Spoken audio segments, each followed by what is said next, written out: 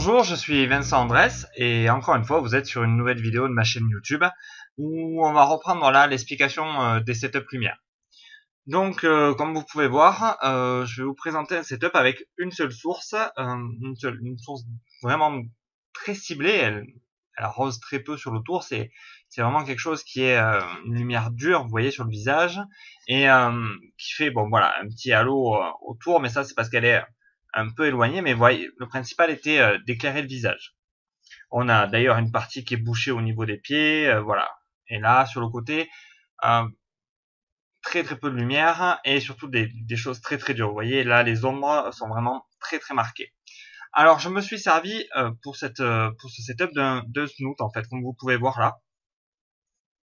Hop, là, ce snoot, voilà, une seule lumière et qui va directement sur le visage du modèle. Donc, si on zoome légèrement, vous voyez que là, on a des ombres qui sont très dures. Là, c'est encore plus flagrant. Il n'y a pas de douceur, hein, c'est vraiment très brut, une seule source.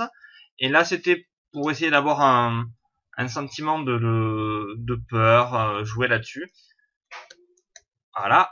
Donc, on peut aussi, avec une seule source, faire des choses très bien. Il n'y a pas forcément obligé de construire énormément de choses. Donc, vous avez déjà vu dans un précédent tuto une seule source, mais avec une box, quelque chose qui est doux, voilà, plus ou moins doux. Et là, on est vraiment sur quelque chose de beaucoup plus dur. Donc là, il y a une importance du modèle, c'est-à-dire là, il faut qu'elle sache jouer. Vraiment, on cherche du modèle qu'elle fasse ressortir une émotion qui correspond à la lumière. On était parti sur un thème de la peur pour une série de photos en fait que je voudrais faire pour une expo. Celle-là n'en fait pas partie. Il y en a une qui en fait partie. Je vous la montrerai pas aujourd'hui. Mais voilà, c'est vraiment la peur. On cherche quelque chose de très dur. Donc le faisceau lumineux est très ciblé. Il n'y avait même pas la grille dessus. Il n'y avait pas de grille ni d'abeille. Elle était seule et on l'a mise assise entre deux palettes et le but c'est qu'elle se sente oppressée, qu'elle sente comme si la lumière l'agressait, si le photographe était là pour l'agresser en fait. Donc bien. Donc n'hésitez pas, vous voyez, avec une seule source. Alors si vous la mettez plus de face, vous aurez les ombres beaucoup moins marquées là. D'ailleurs, je sais pas si elle était de ce côté ou de l'autre. Non, elle était la source était de ce côté. Oui, c'était de ce côté, je pense, ou de l'autre. Et si vous décalez votre snoot, vous aurez des ombres plus marquées à un endroit, à un autre. Vous voyez, là, il y a des ombres légèrement marquées, donc ça veut dire quand même que le snoot était légèrement en hauteur. Donc, vous voyez, on arrive à obtenir des choses très sympathiques avec un seul snoot. Alors, pour avoir cette partie-là, vous voyez, un peu éclairée, moi, ce que j'avais fait, j'avais ralenti la vitesse de mon appareil photo. Je crois que j'étais à 1/100 de tête, ce qui permet de laisser un peu on va dire la lumière ambiante pénétrer la photo et laisser certaines choses apparaître pour pas que ça soit tout noir. Ou sinon, dans ce genre de choses, ce qui risque de se passer, en fait, c'est que toute cette partie-là, hop, soit encore plus bouchée, en fait, complètement noire. Déjà que là, c'est bouché.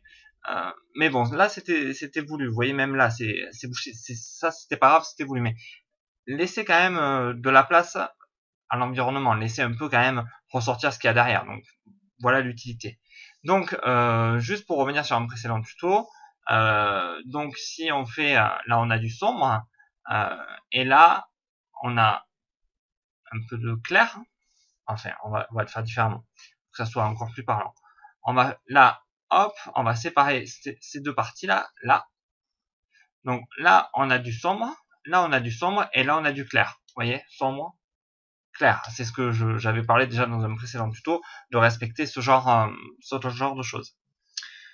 Donc voilà, vous avez encore un petit schéma qui vous explique comment faire des photos avec un seul snoot.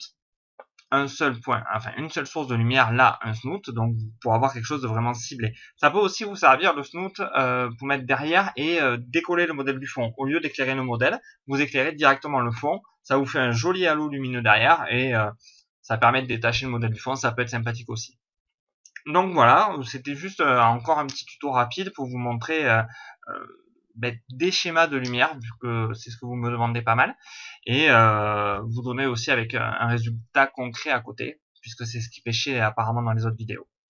Donc ben, j'espère que ça vous plaît, que ça vous aide. N'hésitez pas à me laisser des commentaires sur certaines choses que vous voulez, ou si ça vous plaît ou pas, de mettre un petit pouce, de partager la vidéo pour faire vivre la chaîne. Voilà, merci beaucoup, au revoir.